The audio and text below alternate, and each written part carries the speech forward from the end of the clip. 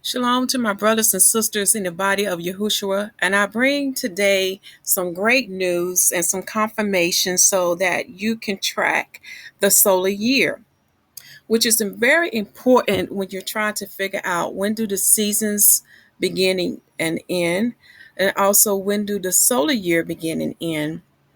For we know the Most High has it so where the sun, the stars, and the moon work all together to create his holy, divine calendar.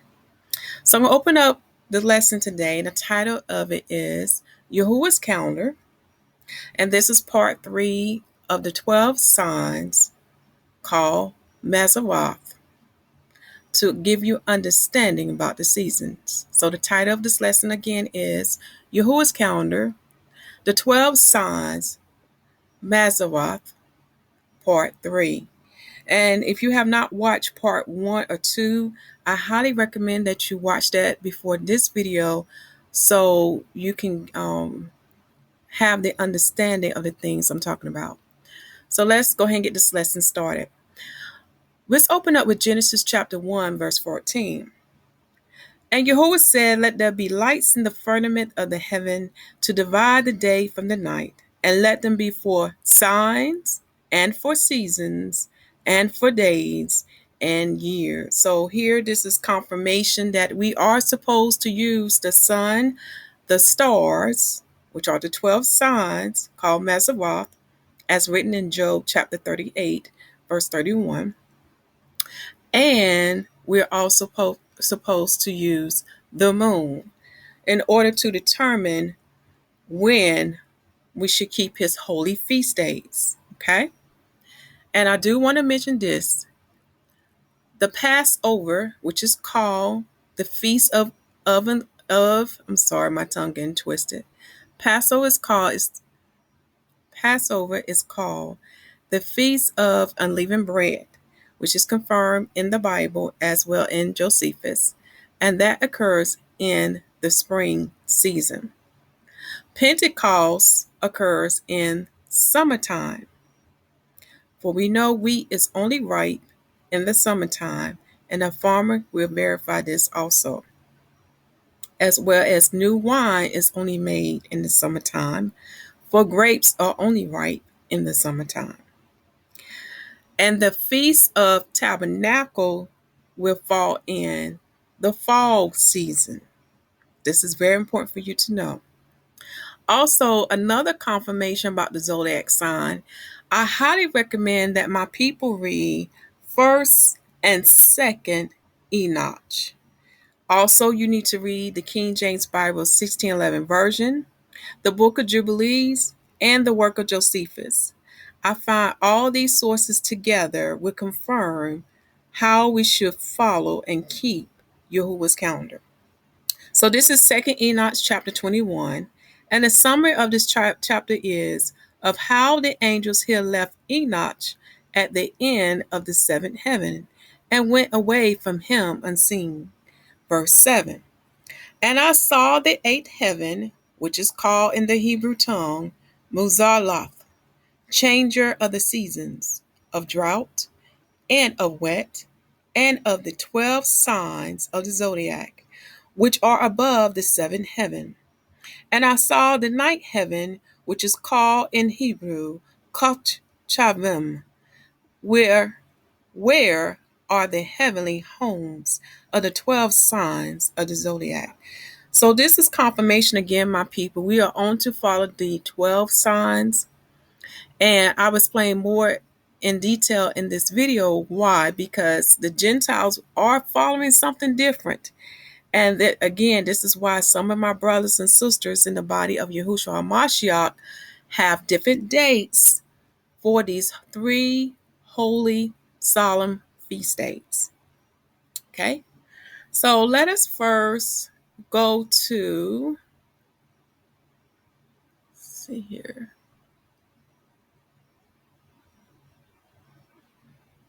This screen here first. And the reason why I want to start here, these are the guidelines to help you to follow the sun path. Another word for it is the sun circuit in Hebrew is called tekufah. Tekufah. Tekufah. And I believe that's in Exodus chapter 34, verse 22. When we are observing the heavens, it's very important that we find the best location. And you want to make sure that wherever you're reviewing the heavens at, that your area is free from obstructions, no tall trees, clear, where you can basically look at the heaven in a 360-degree view. It's very important that you know where east, south, west, and north is. Because as we get into this lesson, it will help you to determine when the sun arrives in what season, or what season you are in. So horizon basically it's just a line where we can see where the earth is separated from the sky. Okay? So where the earth is separated from the sky. So here we have a body of water, and then we can see the sky. Another word for sky is atmosphere. Okay? Now, you want to write this down. This is very important for you to know.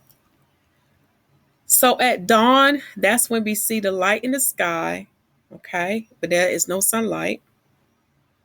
So when we are in that phase, the sun is below the horizon. Okay? It's below that line that separates the earth from the sky. Okay? When the sun is risen, it's above the horizon. That's what we call sunrise. At even or evening, at the going down of the sun is above the horizon because it's starting to go down. But when the dusk fully come in, dusk, D-U-S-K, the sun is below the horizon where we can no longer see the sun, but there's still some light in the sky. Another word for the light that we see in the sky is twilight. And for those who like to do further research, they have different phases of it. But to keep this lesson simple, another word for it is twilight. So now that you have understand about the position of the sun in relation to the horizon, is very important. Now let's go to the book of this lesson here. Let's see here. I'm going to put the link of this guy's article in the description box. I found out all the sites I went to, my people are trying to review how do we observe the sun with these 12 stars. He has the best article. Now, in his article, he has a lot of truth, but then there's other things in his article that he lists is what man go by. So in other words, he does talk about the things that does line up with the word of YAHUWAH, but then there are things that lines up with man's knowledge. So as I go over this lesson with you, oh, I'm sorry, I have the wrong lesson here. Let me see if I can find it for you.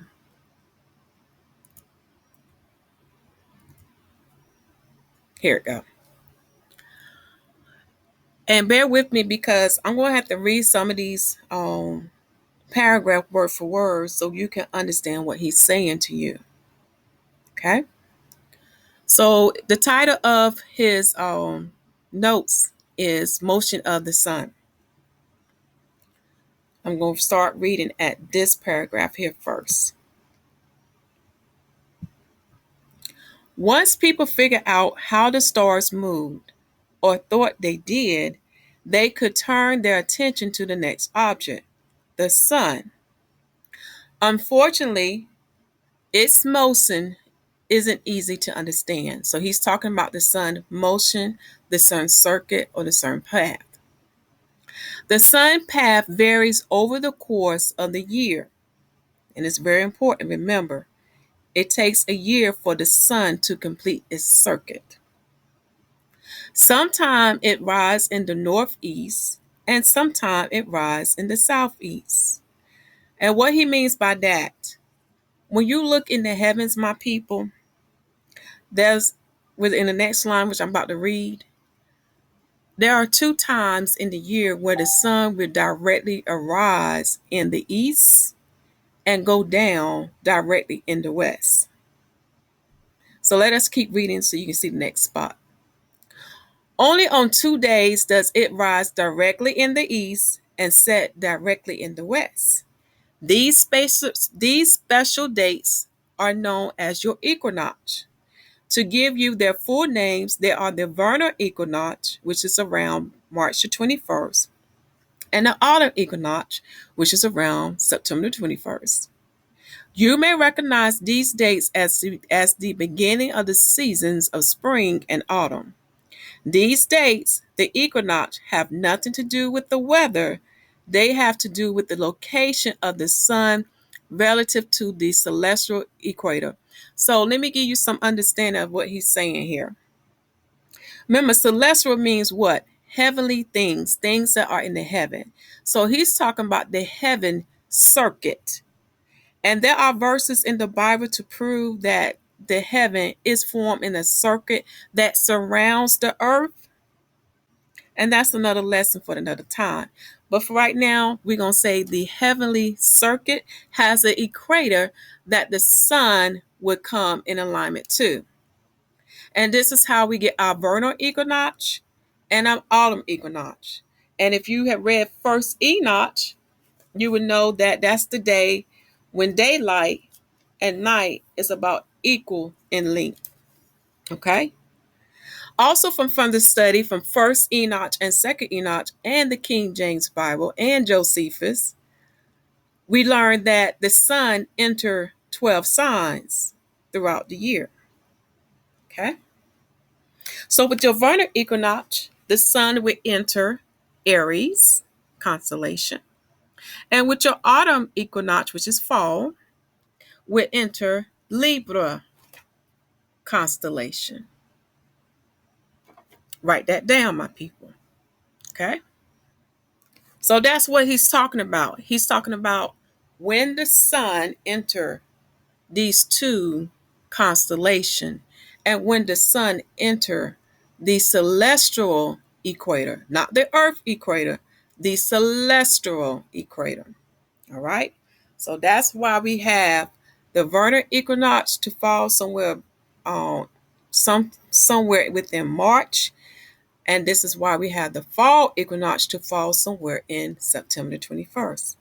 Let us go to the next paragraph.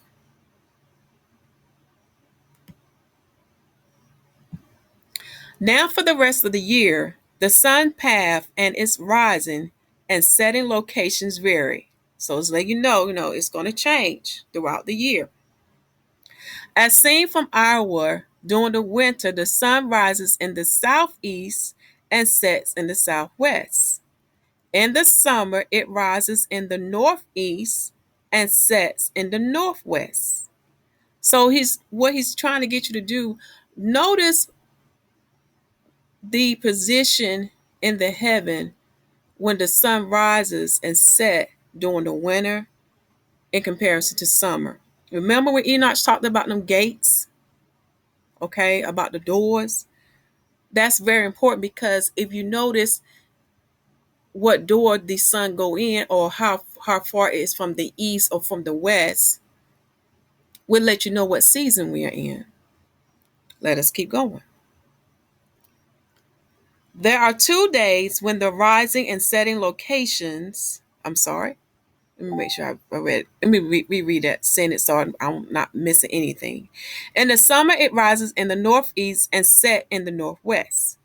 There are 2 days when the rising and setting locations are at their most extreme, furthest from the north or furthest from the south.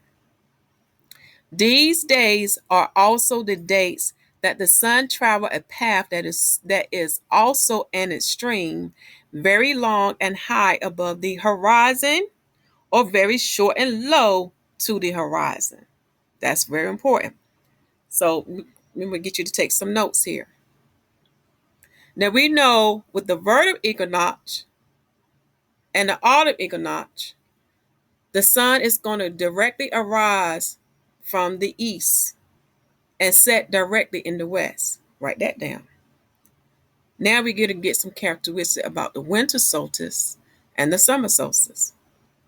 These are the days known as the winter solstice, which occurs around December 21st, which is the shortest day, while the other is called, oddly enough, the summer solstice, and it occurs around June the 21st. Of course, you know these days as the beginning of winter and summer, like the dates of equinoxes. They have really nothing to do with the weather, but with the position of the sun relative to the celestial equator. So let me give you the characteristic of the winter and summer. Remember what Enoch told us in first Enoch. When we have the equinox and the solstice, that represents the last day of the month. For on our calendar, we can't divide the day. We can't say part of this is winter and part of this is spring. So what we do is we wait to the next day and say officially that is the first day of spring. Okay? Remember what we talked about in the other videos about the actual timing of the sun when it entered these 12 signs. So the characteristic of the winter solstice is, and remember we talked about horizon, the winter solstice dealing with the shortest day. So on the shortest day, it is very short and low to the horizon. So when we see that sun close to the horizon, when it rises and sets, we know we are in winter. Makes sense because it is cold during that season. When we see the sun rise and set above the horizon, we know we are in summer. It makes sense because when the sun higher up, we feel more heat from the sun. This giving us an idea how close the sun is to the earth in relative to its circuit. This go deep, my people. Now you're going to love the next paragraph.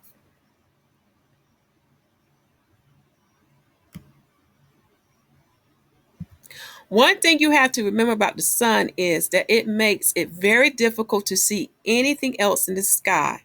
When it come out, even though the stars and the planets are out there, the brightness of the sun is so overwhelming that you don't have much of a chance to see them until the sun sets. Which stars would be visible? Which constellation will be visible if we can turn off the sun? That depends upon the time of the year you look. If you were to turn the sun down so that you could see the stars at the same time that you could see the sun, you would notice that the sun appears to move slowly towards the east from one day to the next. This is very important. I'm about to read to you now, so take this down. It moves about 1 degree each day. In about a month, it has moved 30 degrees to the east relative to the stars. In 4 months, it would be about 120 degrees east of where it started. And after 1 year, it would have gone about 360 degrees. Now, keep in mind, we're talking about the circuit. It's going in a round circular position. This is how we get Aries to be what? 0 degrees. So now that we know that the sun takes about 1 degree per day to move, this is why we will not see Aries for about a whole month. This is a key to help us to know what to look for in the heavens at sundown and even in the dawn time. Okay? What he's just telling us, because the sun is so bright, we cannot see these 12 signs / constellations, which are known as zodiac, only until at sunset or at sundown. Also, we can probably even see them in the dawn phase before the sun rises up. Okay? Let me keep reading. That means it is back where it started from, since there are 360 degrees in a circle. This also explains why we see different constellations in different seasons. As the sun moves slowly in front of various constellations, those constellations are no longer visible since they are too close to the sun. But the constellations from them are visible, since they will be visible when the sun has set or before it rises. Since the sun appears to move relative to these stars, it would gradually cover up other stars, and other stars that was previous not visible will again be visible as the sun gets further away from them. So in this paragraph, he's giving us a big piece of information on how to determine what season we are in and what constellation the sun is in. So remember this, my people. It takes 1 degree per day for the sun to move in its circuit, which would give you the year. And the year can be 365 days, 0.25, or 366 days. Okay? Now remember, this pattern does not follow up with the Gregorian calendar. For when they have day 366, it does not align with the heavens. For those who keep the record, you will see it and know what I'm talking about. Okay? So when we are looking at the heavens, in springtime, the sun should be a little bit more higher above the horizon. Okay? And it should rise directly in the east. And at sunrise, before sunrise or at sundown, we may not see Aries, for it would rise with the sun and set with the sun. However, we would see the other two constellations that is beside Aries. For example, Pisces would be to the west of Aries, and Taurus would be to the east of Aries. So when we're looking in the heavens, if we cannot see Aries before the sunrise or at sundown, but we can see Pisces and Taurus, this is how we know that the sun has entered Aries. Do you see how this is all come together?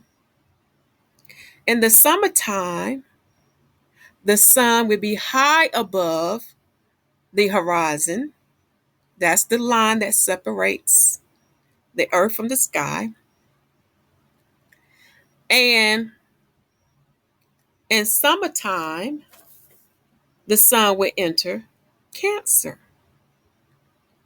So we won't see Cancer in the heavens during the daylight time, for it be invisible because it be rising with the sun and setting with the sun. However, we will see Gemini to the west and Leo to the east before sunrise and at sundown. This is good, my people. Let us keep going. I'm going to read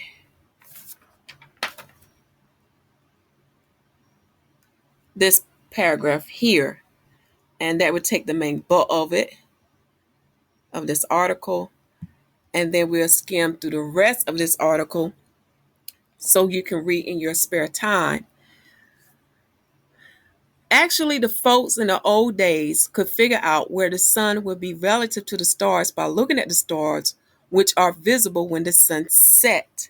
They knew which constellation the sun covered up and when they were covered up, which time of the year they were or were not visible.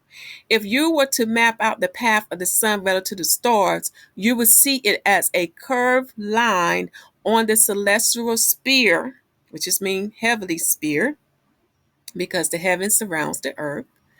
Take a look at figure 1 to see the path relative to the celestial equator. This image is of a flattened out celestial sphere, and the dates mark the location of the sun relative to the stars over the course of the year. Okay, so he gives you this diagram here, right? So when the sun enter Aries, it's usually around in March, it's going to fall on that 0 degrees. Okay? And from one constellation to another constellation, or from one sign to another sign, or from one zodiac to another zodiac, is 30 degrees increments. So from Aries, it starts at 0 degrees, going to Taurus, which be 30 degrees. My people, we just have discovered how to track the sun and its year and its path/circuit. In Hebrew is known as tekufar. This is a blessing, my people. So let us skim down this article, because I'm not going to read a whole article, but I want to point some things out because there's other things he does discuss that's dealing with man's knowledge, okay? Now, I do want to read this paragraph here because what man look at also is the Earth orbit, okay? When you are studying the sun year or the solar year, you cannot incorporate the Earth orbit with the solar year because it's going to throw your dates off and you're going to be out of season. So let me read this part here, what he says.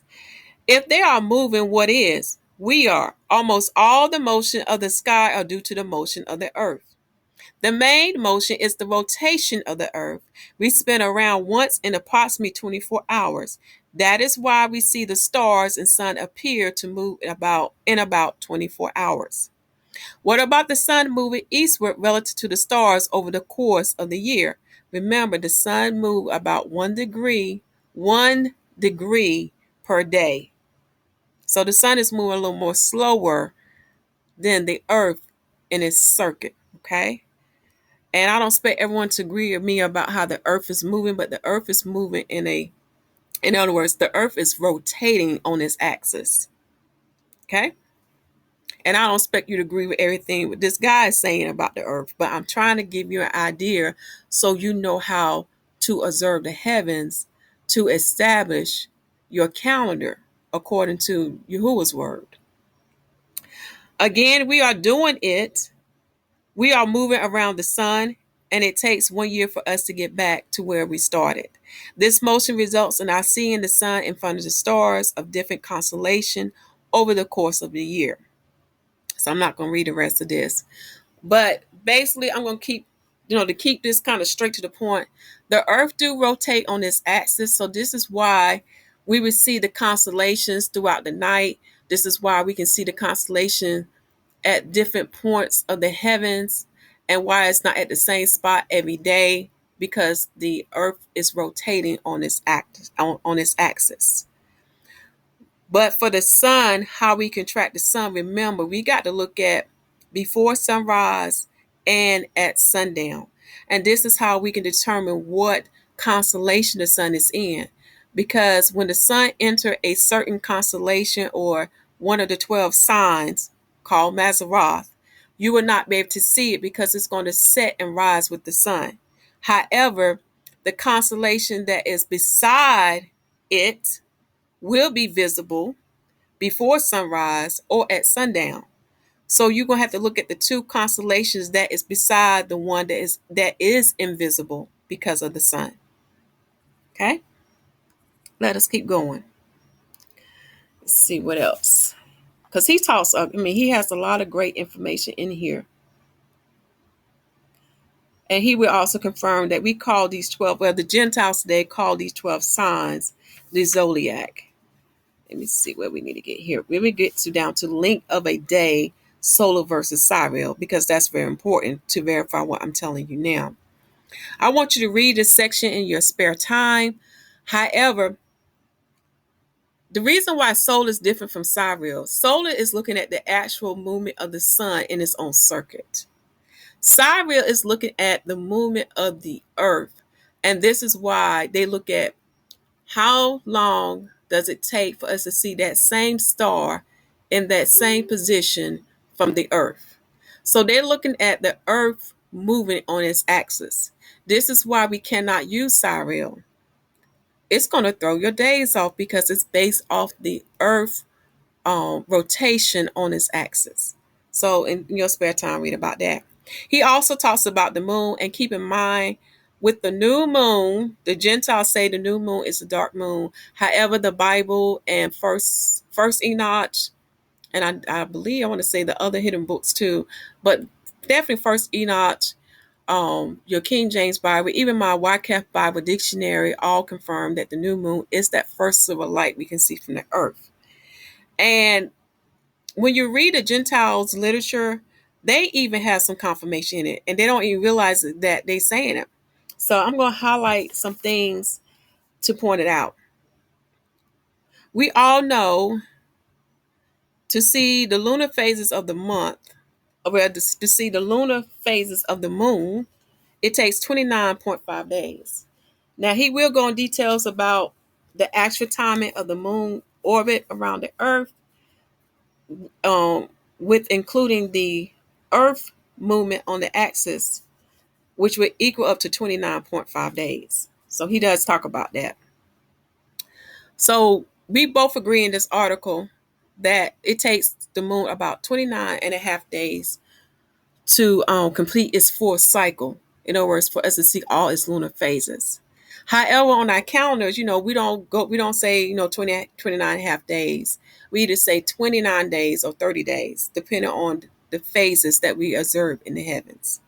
Now, here's the interesting thing in his article, which also can be verified by Wikipedia when you study about the moon. He said here, it takes about 1 week to go from one major phase to the next. By major phase, I mean new, the quarters, and full.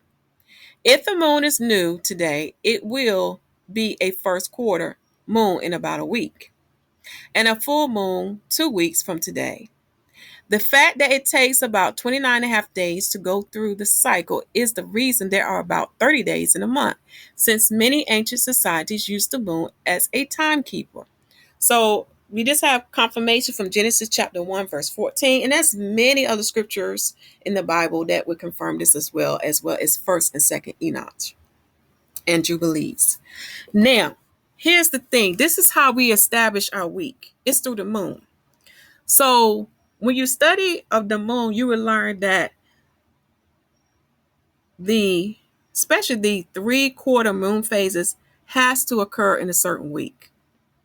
For example, your waxing half moon, which is increasing light 50%, occurs in the first week of the lunar month, which and can only fall on the 6th, 7th, or 8th day. For it takes about 7.4 days for that phase to occur, and it can be slightly less than 7.4 or slightly greater.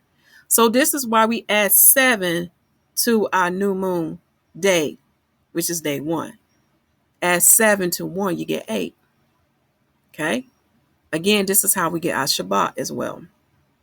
Then for the full moon, which is 100%, and remember, the full moon is different from any other day. It is 100% illuminated. You would know a difference when you see it. And it can only occur on the 2nd week of the lunar month. And the day it can only fall on is on the 14th and 15th day. That's very important to know. Because the Feast of Unleavened Bread, which is Passover, falls on a full moon day. And the Feast of Tabernacle falls on a full moon day. And both of them, one is the 14th, and one is the 15th. And that can be confirmed in the New Testament as well as the Old Testament, that these two solemn feasts fall on full moon days. Do you see where I'm going with this now? And then the waning half moon, which is decreasing in light of 50%, will fall in the 3rd week of the lunar month. Now, what the Gentiles call the new moon is not the new moon, but it is the dark moon. And the dark moon can fall in the 4th week of the lunar month or the last day of the lunar month. So the days it can fall on is on the 27th, 28th, and 29th. I'm sorry. It can fall on the 28th, 29th, and 30th day, the dark moon. But your last waning crescent of the moon, which is decreasing in light, can only fall in the fourth week of the lunar month, which is the 27th day, 28th, or 29th. Okay? Let us keep going down because he has some great stuff in this article. Let's see here. And again, he does talk about sidereal period for the moon, and that's looking at the Earth orbit in relation to the moon orbit, which is explained why we have 29.5 instead of 27.3. And that would be in, let's see here. Let's see, can I find it for you? Not that went too far. That's my Facebook stuff going off. Okay, it's in figure 10. Let me find figure 10. Here we go. Of what he's talking about here. He said the moon makes one complete orbit of the Earth in 27.3 days, but it would not be again full until a total of 29.5 days has passed. So what he's saying is all the phases of the moon would not be complete until 29.5 days. And he shows you a little nice example model here. He also talks about the tides as well, why the tides occur. Now we have a pre-lunar lunar eclipse coming, and this is a good section to read because he gives you information about that. Basically, this pre-lunar eclipse, what I do know of, when you go to earthsky.com, they can give you specific details, or timeanddate.com, that only certain countries will be able to see the pre-lunar eclipse, and it can only occur on a full moon day because of this alignment in this order. You have sun, earth, moon. Okay. So he did say in this phase, and I'm going to highlight it for you.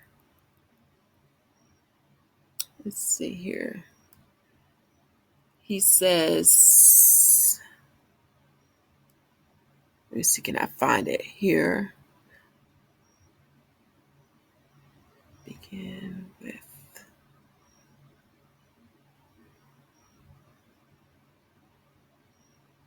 Okay, here you go. He said, why the least exciting are the penumbral eclipses, which are really difficult to see since the sunlight that falls on the moon's surface is so bright to begin with. So what he's saying, you're not going to really notice that it's an eclipse because of the shadow that it falls in. And he gives a model of that. But that's something you can read and research on in your spare time. Timeanddate.com is pretty good to explain it, as well as earthsky.org. Let me keep going through his article. Let's see what else we have here. And that's basically it. But the thing that he does talk about in his article is the sidereal time in relation to the 12 signs, or in relation to the zodiac signs. And he would say because of the earth, I know it's dealing either with rotation or atlas, or dealing with the poles, there was a change. So this is why, for those who follow the sidereal, that it will fall in Pisces instead of Aries. Again, the Most High has ordained for us to follow the sun circuit to determine what sign would be for the spring season. So Aries is still the constellation sign for the spring season of the solar year. And I'm going to show you an example why. Okay. So let me go to my tabs here.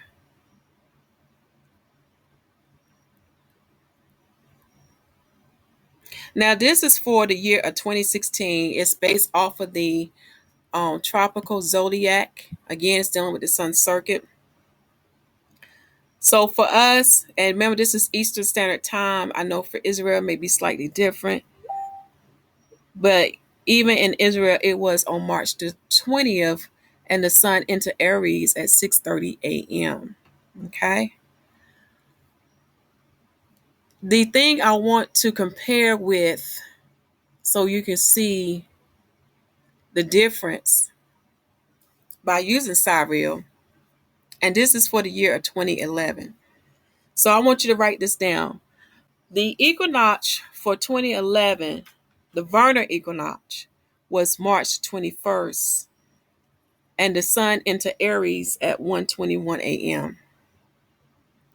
So if we compare the tropical date to the sidereal date, because that's what that guy talks also about in that article, you would have your Passover to start later in the year or later in the spring season, because your equinox date would fall somewhere between April the 15th through May the 15th.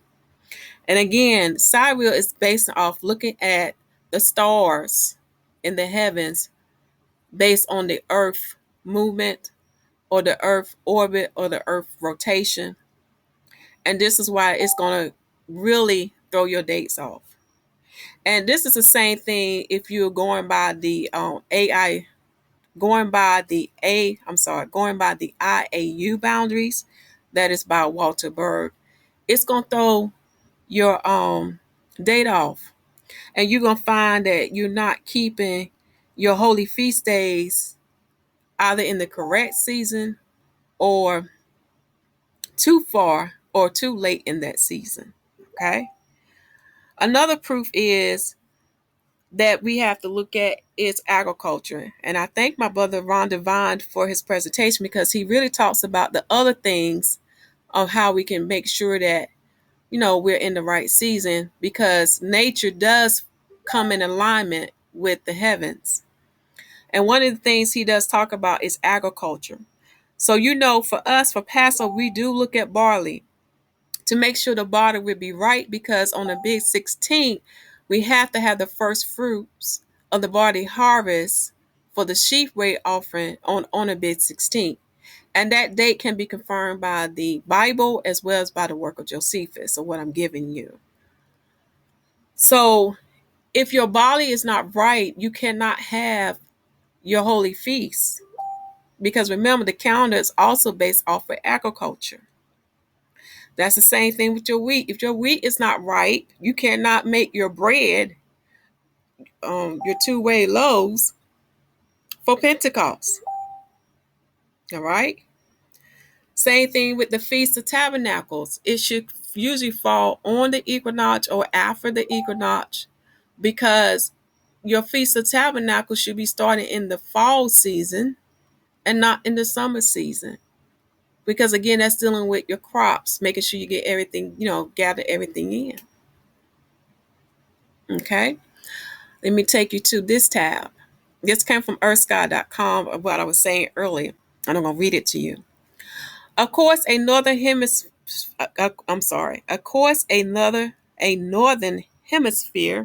spring or southern hemisphere autumn. What that part is saying here, America is in the northern hemisphere and Israel is in the northern hemisphere. So for us, the vernal equinox is springtime.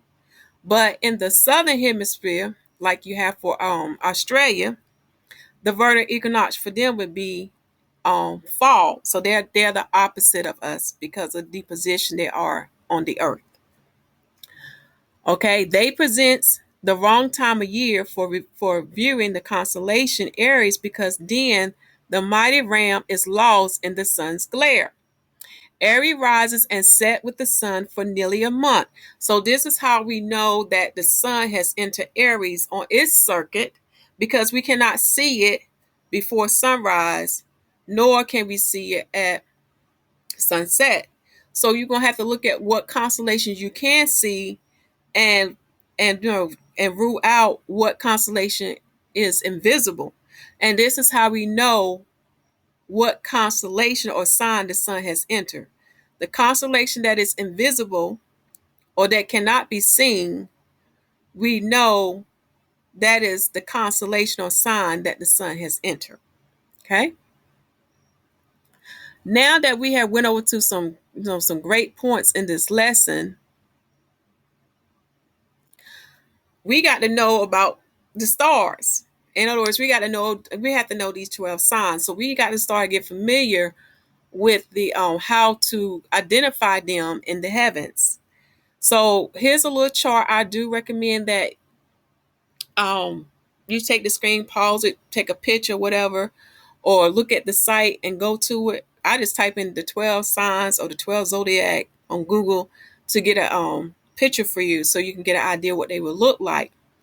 It's very important for us to get familiar with these signs, okay? So what I have here for you, I'm going through each sign to show you what they look like in the heavens. Now this is based on night, but once you get more familiar with these stars and how to recognize them, then you'll be able to recognize them before sunrise and at sundown. Okay. So here we have a picture of Aries. Okay. Let's go to the next one.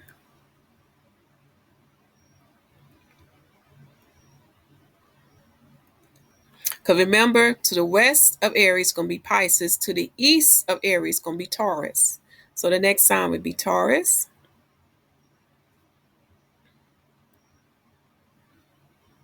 Now what I'm going to do is I'm going to blow this up.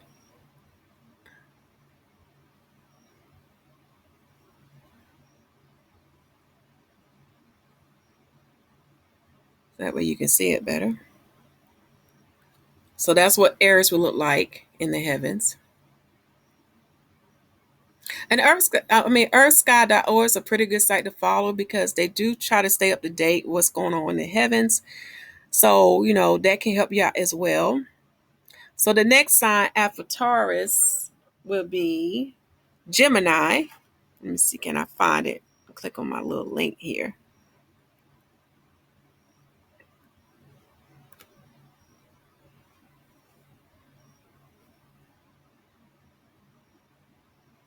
That's what Gemini will look like in the heavens. And you can see how it's going to sundown right there. That's a pretty good picture right there. Then after Gemini, we will have Cancer.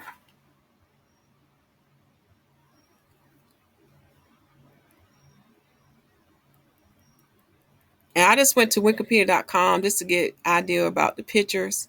And that what Cancer will look like in the heavens. Okay. And then the next one would be Leo. Let's see, can I find it for you? You want this Leo, not Leo Meyer.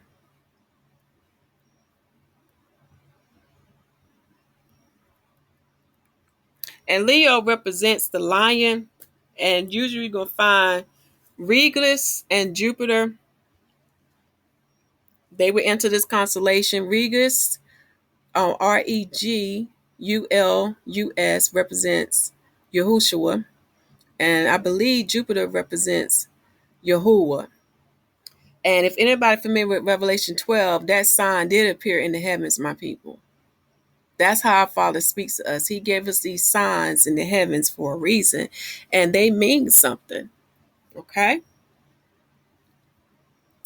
All right. The next one would be Virgo. Let's see here, Virgo. Let me see, can I find? Now, Virgo is the maiden. That's the one that Revelation 12 talks about, the virgin or the woman. Let's see, can I find it? Bear with me.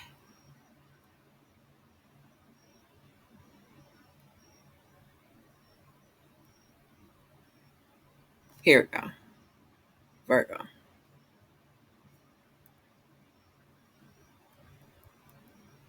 Right here.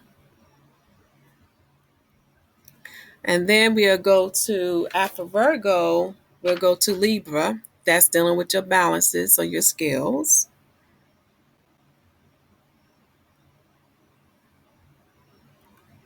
That's what Libra will look like.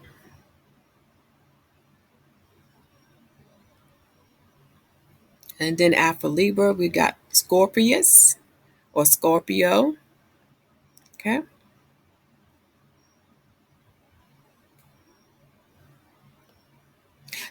I'm sorry, I'm going a little fast. Then we have Sagittarius. Let's see here. Just trying to see if they have an actual picture over here. Go. Sagittarius. So you're going to have to get familiar what stars are in Sagittarius, as well as the other 12 constellations. And then this is Capricorn. That's a picture of Capricorn right here. And then after Capricorn, we have Aquarius.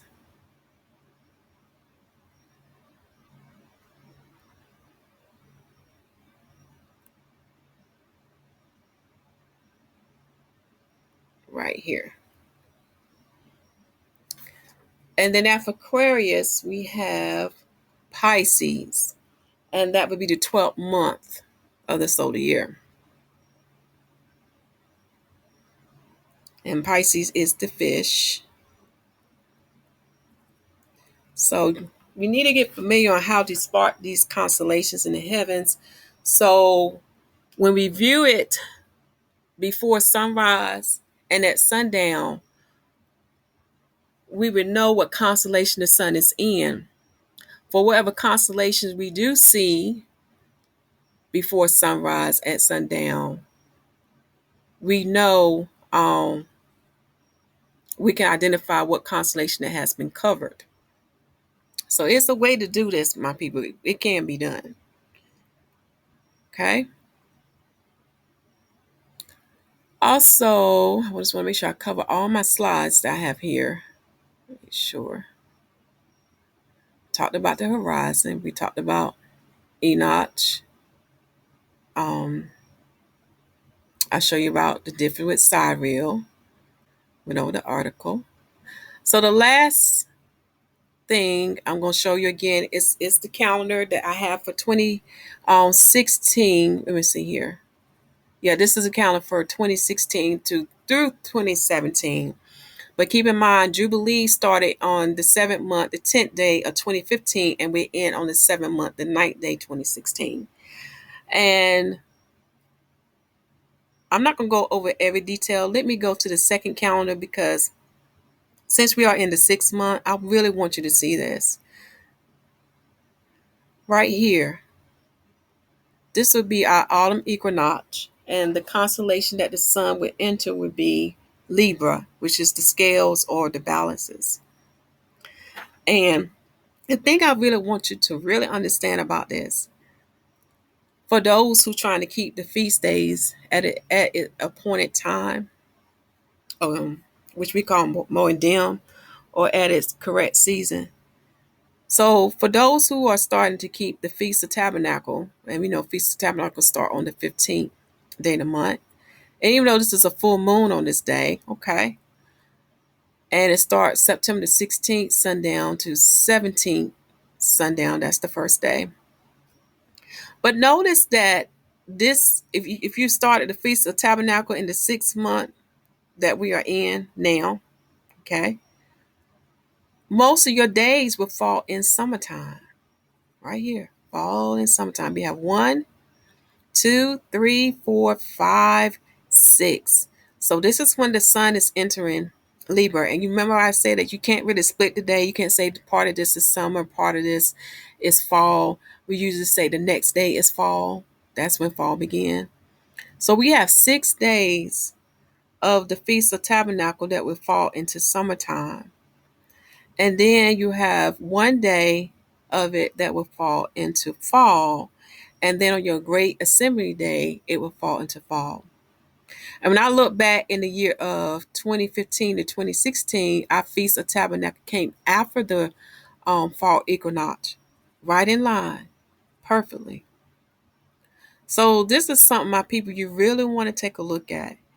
Because the more you begin to understand YAHUWAH's heavens, the more you begin to understand the sun, the moon, and the 12 stars / constellation / zodiac, which is called Mazzaroth, as written in Job chapter 38, verse 31. You will begin to see how this calendar is coming all into alignment. Okay? As you can see here, this is a purpose why we go by the new moon crescent and not by the dark moon, because my full moon can only be on the 14th and 15th day on the second week. My waxing half moon can only be on the first week of the lunar month, which can only fall on the 6th, 7th, or 8th day. My waning half moon, as you can see, will fall on the third week of the lunar month, which can only fall on the 21st or 22nd day. And my dark moon can fall either within the fourth week of the lunar month or the last day of the lunar month. Okay? And it can usually fall on the 28th, 29th, or 30th day. Now, my last waning crescent of the moon can fall on the 27th, 28th, and 29th day, but it can only fall within that fourth week of that lunar month. So when you begin to understand all these things, my people, do you see how this come into play? Again, if you have any questions or comments, just leave your comments in the comment section. You can also reach me out on Facebook. And remember, this is the season for Yahushua to return to abolish Esau kingdom. For we know we are in the last days based on the signs we see now. Remember to preach the gospel that the kingdom of heaven is at hand, and to baptize the people in the name of Yahushua HaMashiach, and make sure that they have received salvation as it is written in Romans chapter 10, verse 8 through 13. I love you, and Yahuwah, I thank you for this knowledge and this information you have given to us. We praise you for it, for we know we was under a curse where we were not even allowed to keep your holy days on the correct day. But now you are awakening your people, and you are allowing us to receive this truth again and to follow your correct and holy days. And we know in the new kingdom, as written in the word, as prophesied by Ezekiel, that we will keep these days as commanded. Thank you, Father. Amen.